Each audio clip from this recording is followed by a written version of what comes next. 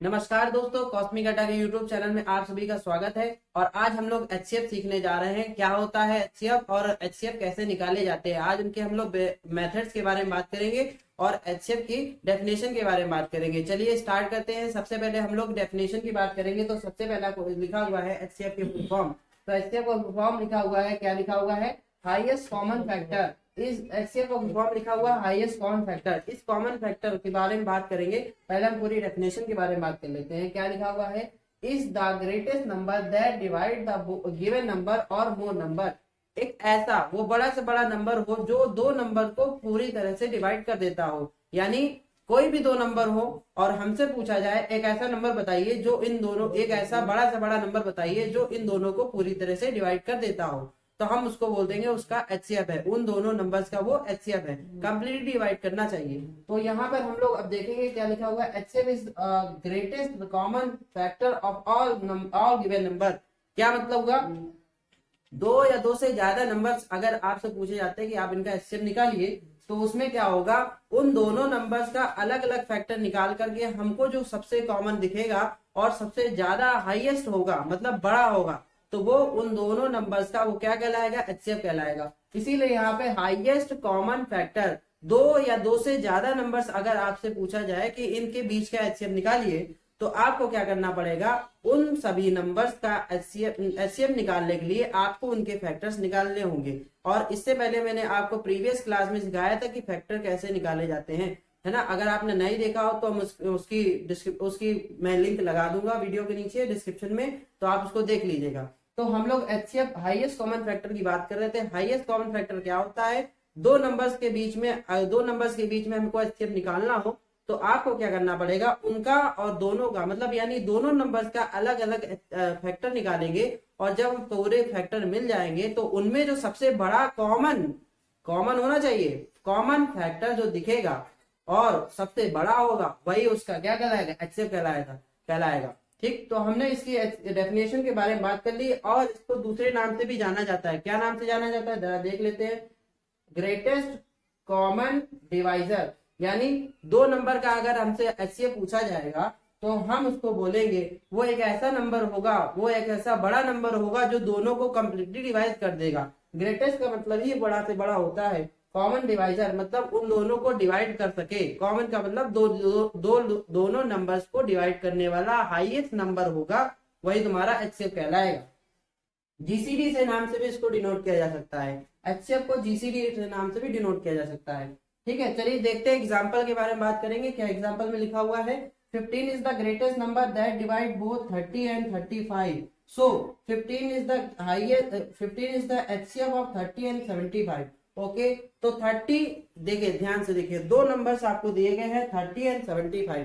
इन दोनों नंबर्स का आपसे पूछा जा रहा है कि एचसीएफ बताइए। तो यहाँ पे एग्जाम्पल में लिखा हुआ है 15 is the highest greatest number. मतलब मेरा कहने का मतलब ये है कि 15 एक ऐसा बड़ा से बड़ा नंबर है जो इन दोनों को कंप्लीटली डिवाइड कर देता है। तो मैंने क्या बोला, अच्छा अगर आपको नहीं भी पता है तो आप चेक भी कर सकते हैं कैसे बड़ा नंबर है कि नहीं। तो मैं आपको चेक करके बताता हूँ। जैसे 1 जो है, 1 इन दोनों नंबर को डिवाइड कर देगा, कंप्लीटली डिवाइड कर देगा, ठीक है। इसके बाद अगर हम बात करें 2, तो 2 इसको डिवाइड कर सकता है, लेकिन 2 इसको डिवाइड कर सकता है, लेकिन इसको 2 डिवाइड नहीं कर सकता। क्यों डिवाइड नहीं कर सकता, क्योंकि यहाँ पर लास्ट डिजिट में क्या आ रहा है, 5 आ रहा है। 5 क्या है, ऑड नंबर है। जब भी किसी नंबर के लास्ट प्लेस पे यानी 1 प्लेस पे अगर कोई इवन डिजिट दिखती है तो मैं उसको बोल सकता हूँ कि वो 2 से डिविजिबल हो सकता है। लेकिन अगर कहीं पर ऑड डिजिट दिख जाए तो हम उसको कह देंगे कि वो 2 से डिविजिबल नहीं हो सकता। इसका मतलब ये 2 से डिविजिबल नहीं हो सकता। तो अब हम चेक करेंगे 3 से। तो हमने देखा कि 3 की टेबल में 10 बार में जाता है, और जब इसको डिवाइड करेंगे 3 से तो ये भी डिविजिबल हो जाएगा, वो भी कंप्लीटली डिविजिबल होने का मतलब क्या होता है, कंप्लीटली डिविजिबल होने का मतलब होता है कि वो नंबर का रिमाइंडर 0 आना चाहिए। तो इसमें हमने जब डिवाइड करेंगे तो कंप्लीटली डिविजिबल हो जाएगा, है ना। तो हमने देखा कि 3 से भी डिविजिबल हो गया। और अगर हम 4 से डिविजिबल करने जाएंगे तो 4 से डिविजिबल नहीं होता है, ये 4 की टेबल में ये भी नहीं आता। जब ये नहीं आता तो ऑटोमेटिक हो सकता है अगर आ भी जाएगा कोई एक, अगर एक हो रहा है दूसरा नहीं हो रहा तो वो कॉमन नहीं कहलाएगा। कॉमन की बात करी जा रही है तो कॉमन मतलब दोनों को डिविजिबल करना चाहिए। तो 1 में देखा, 3 में देखा, इसके बाद हम लोग 4 में देखेंगे तो उसमें भी नहीं जाएगा। 5 में देखेंगे तो देखिए दोनों नंबर ही 5 से डिविजिबल हो जाएंगे। ऐसा क्यों? क्योंकि डिजिट्स के यानी दोनों नंबर्स के लास्ट प्लेस में 0 और 5 आ रहा है। डिविजिबिलिटी जब आप पढ़ेंगे, जब मैंने आपको डिविजिबिलिटी पढ़ाई थी तो डिविजिबिलिटी रूल ऑफ 5 मैंने बताया था कि किसी भी नंबर के लास्ट में अगर 0 और 5 दिख रहा हो, लास्ट डिजिट 0 और 5 दिख रहे हो, तो वो नंबर 5 से डिविजिबल हो जाएगा। तो इसका मतलब ये दोनों के इन दोनों नंबर्स को 5 डिवाइड कर देगा, तो 5 भी इनको डिवाइड कर सकता है। ठीक, अब हमने देखा 6 इसको डिवाइड नहीं करेगा, 6 इसको डिवाइड कर देगा लेकिन इसको नहीं करेगा। 7 इसको डिवाइड नहीं करेगा, इसको भी डिवाइड नहीं करेगा। 8 इसको डिवाइड करेगा नहीं, इसको भी नहीं करेगा। 9 से चेक करेंगे तो 9 इसको भी नहीं, इसको भी नहीं। 10 से चेक करेंगे तो इसको डिवाइड कर देगा लेकिन इसको नहीं डिवाइड करेगा। ध्यान से देखिए, इसको डिवाइड कर देगा लेकिन इसको डिवाइड नहीं करेगा। इसका मतलब कि 10 इसका कॉमन नहीं है, कॉमन डिवाइजर नहीं है, कॉमन डिवाइजर नहीं है, मतलब इन दोनों को डिवाइड नहीं कर सकता कॉमन, सिर्फ इसको कर सकता है। कॉमन होना चाहिए ऐसा नंबर जो दोनों को डिवाइड कर सके, तो दोनों को डिवाइड नहीं कर सकता है। तो 10 से चेक कर लिया, फिर 11 से चेक करेंगे, 11 की टेबल में नहीं जाएगा। फिर 12 से चेक करेंगे, 12 की टेबल में नहीं जाएगा।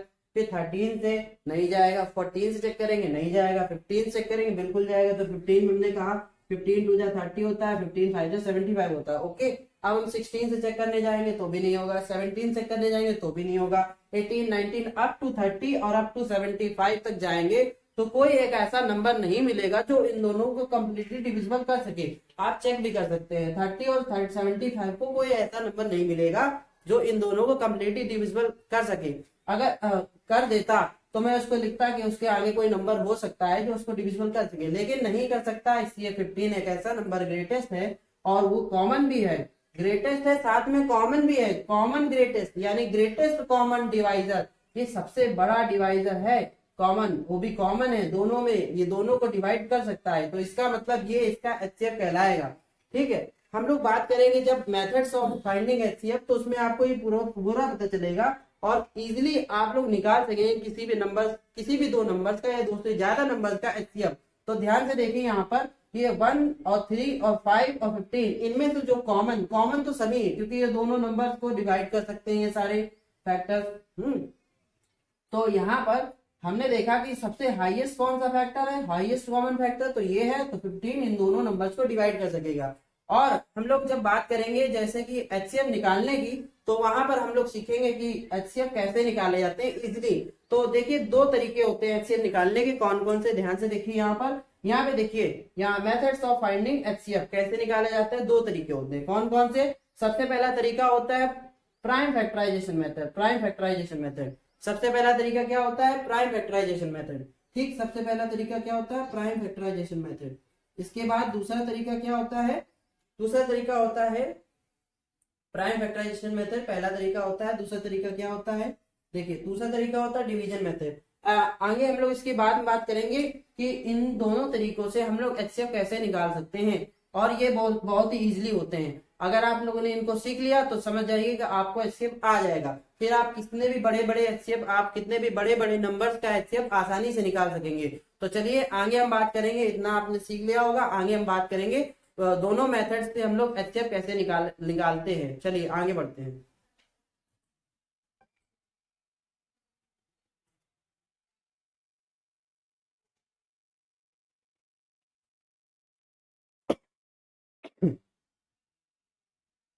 भाई देख ले जरा, ये हिल तो नहीं रहा, हमारी वीडियो खराब कर देगा। देखना, हिल तो नहीं रहा, देख लो। ठीक,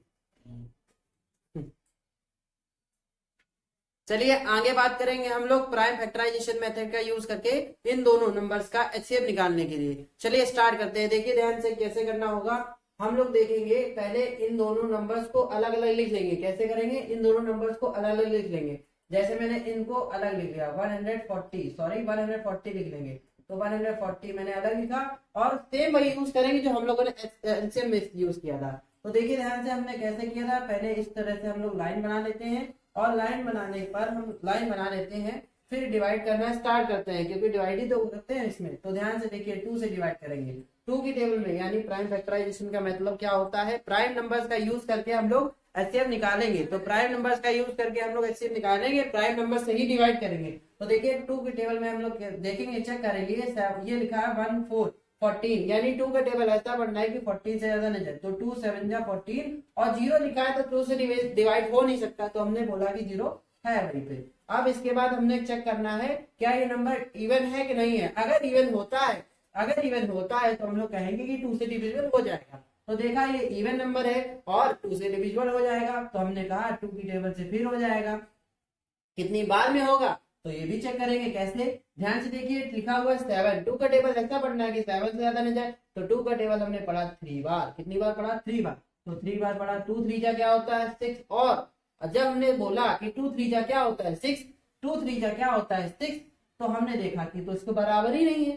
तो हमने देखा कि इसके बराबर ही नहीं है, 7 के बराबर नहीं है। 7 से कितना कम है? 7 से हम सॉरी 7 से हम सब्ट्रैक्ट करेंगे 6 को। 7 से कितना कम है ऐसे बोला था उन्होंने। तो 7 से कितना कम हम करें ताकि 6 हो जाए, तो 1 कम करेंगे। तो हमने 1 कम जैसे किया तो वैसे ही यहाँ पे क्या लग जाएगा, 1 इसके बगल में आ जाएगा। लिखना नहीं है लेकिन आपको इसके बगल में लगा देना है मन में सोचिए कि इसके बगल में लिखा हुआ है क्या 1 इसके बगल में लिखा है तो 10 हो गया। जैसे ही इसमें 10 हो गया तो हमने बोला कि 2 की टेबल में कितनी बार में जाता है 10, 2 की टेबल में 5 बार में जाता है 10, 2 की टेबल में कितनी बार में जाता है 5 बार में जाता है। ओके, यहाँ तक हमारा कंप्लीट हो गया। नेक्स्ट हम बात करेंगे क्या ये इवन नंबर है, क्या ये नंबर इवन नंबर कहला रहा है, क्या ये नंबर इवन नंबर है? बिल्कुल नहीं है, क्योंकि इस नंबर के लास्ट में क्या आ रहा है 5 आ रहा है, तो हम इसको कह सकेंगे कि ये नंबर नहीं है। तो हमने क्या करना है कि चेक करना है क्या ये इवन नंबर है। तो चेक कर लिया कि इवन नंबर नहीं है। अब हम चेक करेंगे प्राइम नंबर्स का यूज करके। तो प्राइम नंबर्स हमने चेक किया कि 2 है, 2 के बाद क्या है प्राइम नंबर 3 है, 3 से तो डिविजिबल हो नहीं पा रहा है। तो हमने कहा कि 5, ये तो नंबर लास्ट डिजिट में क्या आ रहा है 5 आ रहा है, तो हमने कहा कि ये तो 5 से डिविजिबल है। तो बस हो गया, 5 से डिविजिबल है। कितनी बार डिविजिबल है हमको चेक करना की जरूरत नहीं है, हम तो सीधे जानते हैं कि 5 की टेबल में कितनी बार में जाता है 5 7 जा क्या होता है 5 7 जा 35। तो 5 7 जा 35। इसके बाद हमें चेक करना है क्या ये नंबर 5 की टेबल में दोबारा जा सकता है। बिल्कुल नहीं जा सकता, ये तो नंबर क्या है प्राइम नंबर है और प्राइम नंबर अपनी ही टेबल में जाते हैं। तो बस कर देना है वही काम 7 की टेबल से 7 बन जा 7। बस हमने क्या कर दिया 7 बन जा 7। ये हमारा क्या हुआ एलसीएम हुआ। अभी हमने इसका क्या निकाला एलसीएम निकाला है ना। अभी हमें दूसरे नंबर्स का भी एलसीएम निकालना होगा। प्राइम फैक्टराइजेशन मेथड का यूज करके हमें पहले इनका एलसीएम निकाल लेते हैं। सॉरी एलसीएम निकालने से कंफ्यूज ना होना, एलसीएम क्या होता है। एलसीएम निकालते समय यहाँ पर हमने इसके प्राइम फैक्टर निकालने होते हैं। तो प्राइम फैक्टर ने इसका यूज किया है, तो एलसीएम यूज कर रहा हूँ तो शब्द से कंफ्यूज ना होना। तो एलसीएम निकाल लेते हैं बस इसका 168 का भी इसी तरह से 168 का फिर से चेक करेंगे 2 की टेबल से कितनी बार में जाएगा 16। 2 क्योंकि ये नंबर इवन नंबर है तो हम कह सकते हैं 2 की टेबल से डिविजिबल है। तो 2 की टेबल से हम लोग चेक करेंगे 2 की टेबल में 16 कितनी बार में जाता है 2 8 जा क्या होता है 16। और ये 8 है 2 की टेबल में 8 कितनी बार में जाता है 2 की टेबल में 8 कितनी बार में जाता है 4 बार में जाता है। कितनी बार में जाता है 4 बार में। 2 की टेबल में 4 बार में 8 जाता है। फिर मैंने इसको ऐसे बना लिया। फिर हमने कहा कि ये नंबर तो अभी भी इवन है, तो बस बोला मैंने 2 की टेबल से फिर डिवाइड हो जाएगा। 2 की टेबल में कितनी बार में जाएगा 4 बार में जाएगा। 1 2 की टेबल में 4 बार में। 2 की टेबल में कितनी बार में जाएगा 2 की टेबल में 2 बार में जाएगा। तो 2 लिख दिया फिर से मैंने।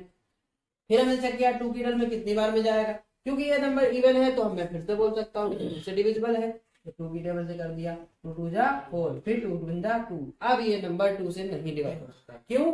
क्योंकि ये नंबर इवन नंबर नहीं है। और हम क्या बोलेंगे जब ये इवन नंबर नहीं है तो आगे बढ़ जाएंगे 2 के बाद हम लोग देखेंगे 3 से डिविजिबल है क्या ये। हाँ ये 3 की टेबल में आता है तो मैं बोलूंगा कि तो 3 से डिविजिबल है। तो 3 से डिविजिबल है, कितनी बार में जा रहा है 3 से, मैंने बोला 3 7 जा क्या होता है 21। तो बस यहाँ पे हमने कर दिया। क्या ये नंबर 3 से डिविजिबल हो रहा है, ये जो आ रहा है लास्ट में नहीं हो रहा। तो मैंने क्या बोला अब तो हमें 7 से ही करना पड़ेगा। तो 7 में 7। तो हमने इसका भी एलसीएम निकाल लिया, इसका भी एलसीएम निकाल लिया विद किसका यूज करके प्राइम फैक्टराइजेशन मेथड का यूज करके। अब प्राइम फैक्टराइजेशन मेथड का यूज करके हम लोग क्या करेंगे इनका एचसीएफ निकालेंगे। कैसे देखिए ध्यान से 140 के जो फैक्टर्स आ रहे हैं वो हमें लिखने हैं कितने 2 into 2 into 5 into 7, यानी यहाँ लिख देते हैं 2 into 2 into 5 into 7 ये लिख दिया मैंने। और इसके बाद हमने चेक करना, इसके बाद हमें 168 के लिख देने 168 के लिखते हैं 2 into 2 into 2 into 3 into 7। तो बस 2 into 2 into 2 into 3 into 7 मैंने ये सारे लिख दिए फैक्टर्स, इसके सारे फैक्टर्स लिख दिए। ओके फैक्टर जैसे ही लिखा मैंने, तो फैक्टर इसके जितने भी प्राइम फैक्टर थे मैंने लिखते ही प्राइम फैक्टर में जो भी कॉमन होता है पहले हमें वो कॉमन कर लेना है। तो प्राइम फैक्टर में हमने देखा कि दोनों नंबर्स में जो कॉमन फैक्टर आ रहा है वो 2 आ रहा है, एक बार और 2 आ रहा है, और कोई 2 आ रहा है, नहीं आ रहा। इसके बाद देखा कि ये तो एक 7 है और एक ये 7 है, तो 2 नीचे मैंने लिखा, फिर इनटू में, फिर 2 लिखा, फिर इनटू में, फिर 7 लिखा।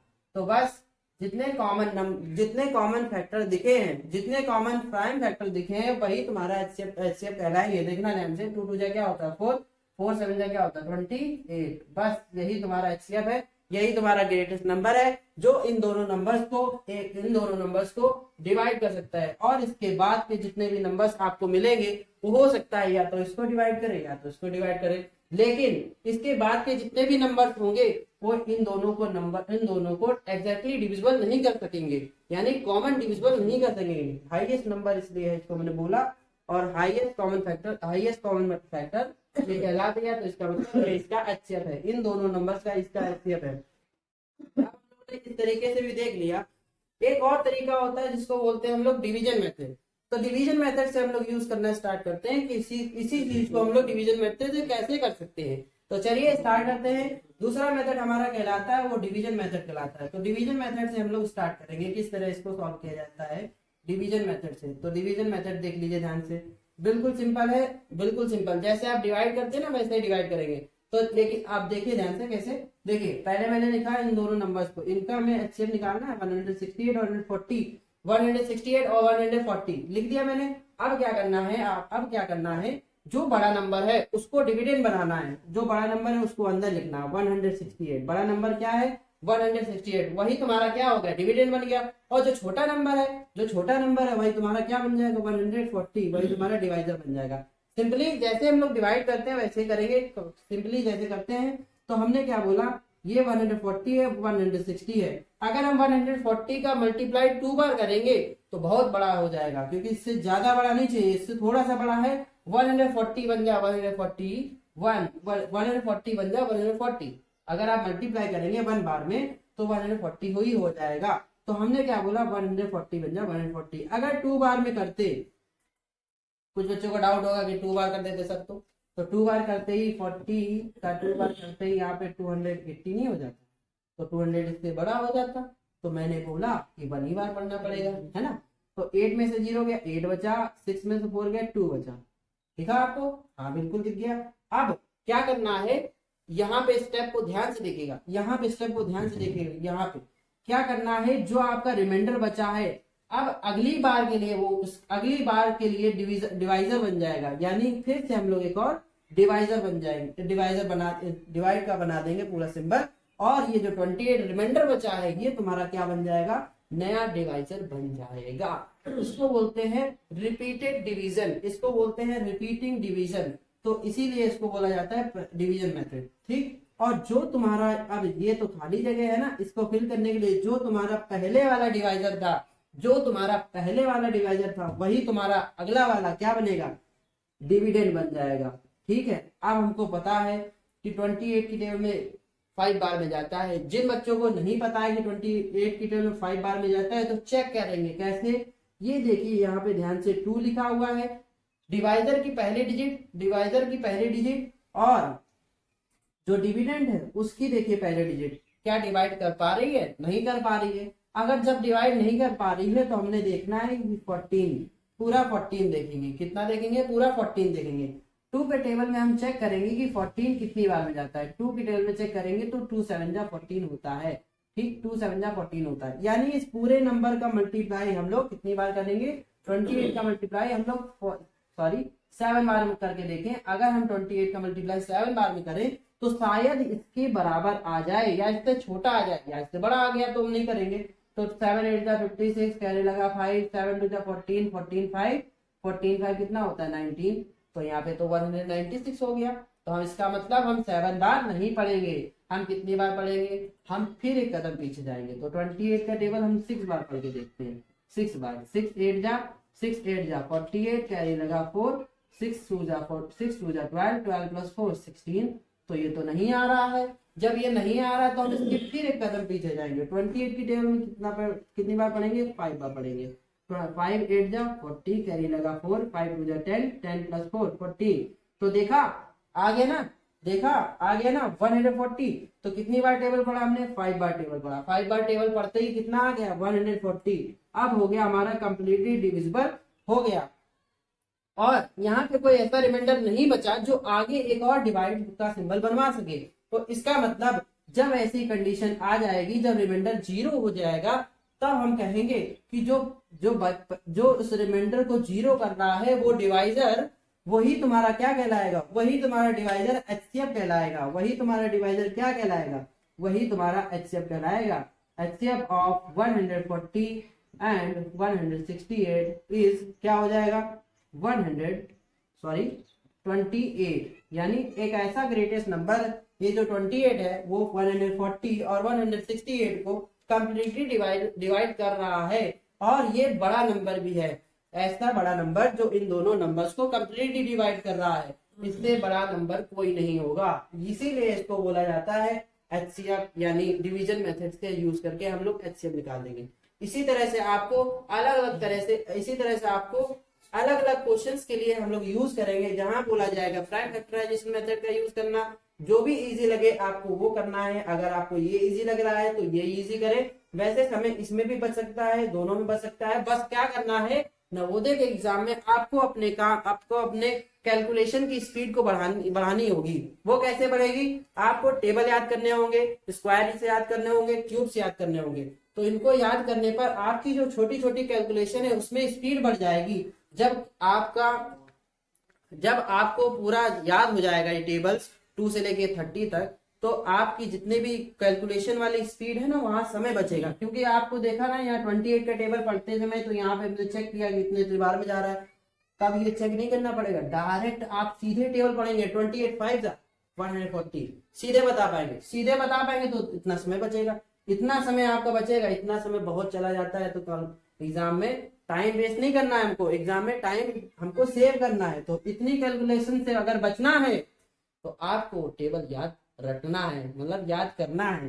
तो आपको टेबल याद करना होगा, तभी आप इसको बहुत ही जल्दी कर पाएंगे। क्योंकि एग्जाम में हमको बहुत सारे मतलब सेक्शन अलग अलग है ना, 3 सेक्शनों को देखना होता है। मैथ ही नहीं खाली, तो मैथ में अगर टाइम बचाना है तो टेबल, स्क्वायर और क्यूब्स को याद करना पड़ेगा।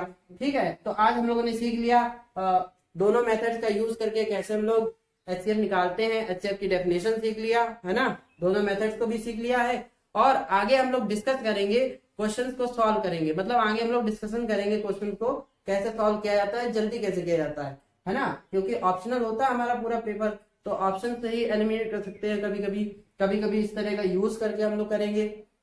तो आगे की क्लासेस में हम आपको क्वेश्चंस कराएंगे। ठीक है, तब तक के लिए अगर आपको हमारी वीडियो पसंद आती है तो आप हमारे चैनल को सब्सक्राइब कर दें और अपने जितने भी दोस्त हैं उनको शेयर करें।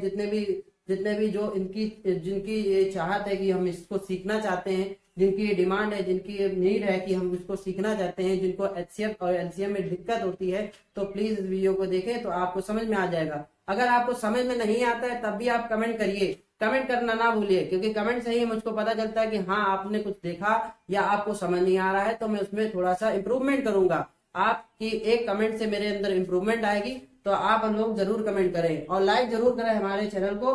और अगर पसंद आ गया कंटेंट तो हमारे चैनल को शेयर भी करें, ताकि हमारे चैनल से जितनी भी इंफॉर्मेशन आप तक पहुंच रही है, लोगों तक पहुंच रही है, वो जल्दी जल्दी पहुंच सके। और बेल आइकन प्रेस करना ना भूलेगा, क्योंकि जैसे ही हमारा कोई वीडियो अपलोड होगा तुरंत आपके पास चला जाएगा।